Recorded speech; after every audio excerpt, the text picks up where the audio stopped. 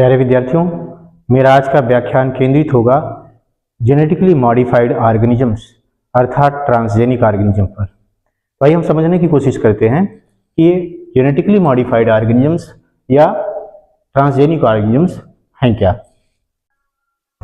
तो genetically modified organisms वह organisms होते हैं जिन्हें जीन मॉडिफिकेशन के फलस्वरूप प्राप्त किया जाता है।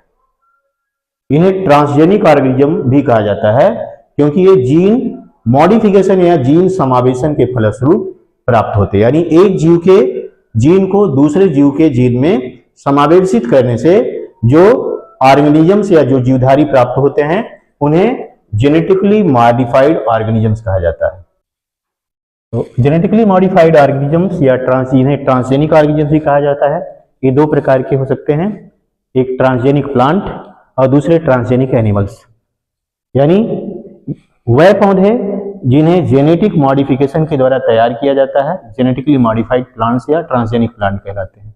यानी ऐसे पौधों में किसी दूसरे जीव के डीएनए का समावेशन होता है, यानी रिकम्बिनेंट डीएनए टेक्नोलॉजी या जेनेटिक इंजीनियरिंग की मदद से ऐसे पौधों के जीन में छेड़छाड़ की जाती है, यानी दूसरे पौधे या जीव का जीन प्रत्यारोपित कर दिया जाता है, जिसके कारण इन पौधों के जीनोम में बदलाव आ जाता है और इन पौधों में उन जीवों के प्रोडक्ट उत्पन्न होने लगते हैं, उत्पाद उत्पन्न होने लगते हैं जो वांछित जीन में के समावेशन के कारण होते हैं।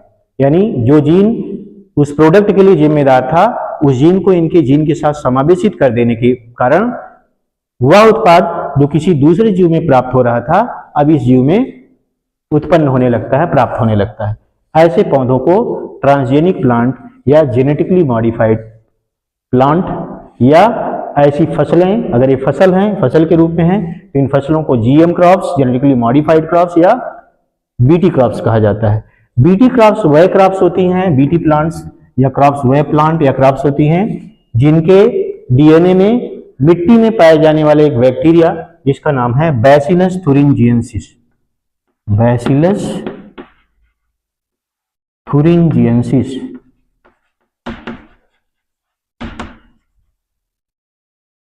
इस बैसिलस thuringiensis नामक बैक्टीरिया के क्राई जीन, इसमें कौन सा जीन होता है, CRY, क्राई जीन का समावेशन किया गया है। इस क्राई जीन के कारण इसका जो जीन होता है वो क्राई प्रोटीन का उत्पादन करता है, संश्लेषण करता है।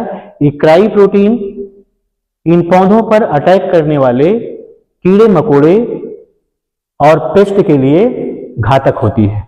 इसको खाने के बाद, इनकी पत्तियों या फलों आदि को खाने के बाद ये कीड़े मकोड़े मर जाते हैं क्योंकि ये क्राई प्रोटीन, क्राई जीन, इसका क्या नाम है, क्राई जीन। ये क्राई जीन क्राई नामक प्रोटीन का उत्पादन करता है जो कि कीड़े मकोड़ों के लिए जहर का काम करती है, यानी एक कह सकते हैं कि विष का काम करती है।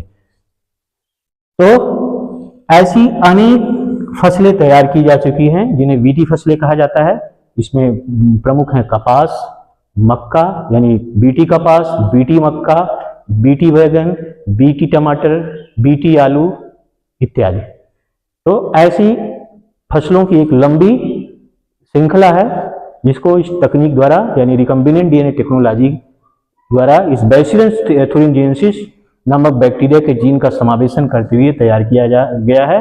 ऐसी फसलें जेनेटिकली मॉडिफाइड क्रॉप्स या अगर उनमें बीटी बैसिलस thuringiensis बैक्टीरिया के जीन का समावेश किया गया है उनको बीटी क्रॉप्स कहा जाता है। इस पर शॉर्ट नोट पूछा जाता है एग्जाम में, अगर आता है तो आप ऐसे लिख सकते हैं। इसके बाद है ट्रांसजेनिक एनिमल्स।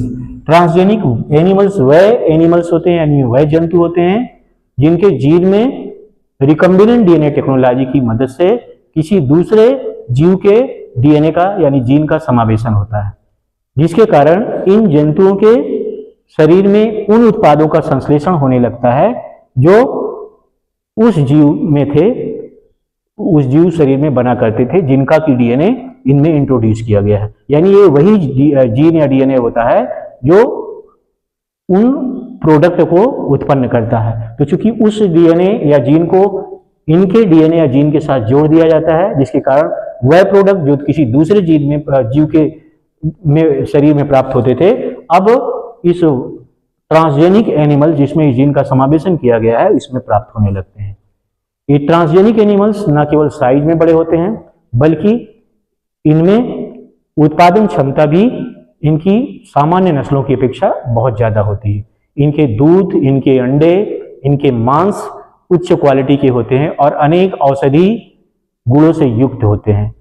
इन जंतुओं के शरीर में वह विटामिन्स, वह हार्मोन्स और वह एंटीबायोटिक्स उत्पन्न हो जाते हैं जो सामान्यतः इनकी जातियों में नहीं पाए जाते। तो ये रहा मेरा एक शॉर्ट लेक्चर इस जीएमओ यानी जेनेटिकली मॉडिफाइड ऑर्गेनिज्म को लेकर के या ट्रांसजेनिक एनिमल को लेकर के, जिसमें हमने ट्रांसजेनिक प्लांट और ट्रांसजेनिक एनिमल के बारे में समझा।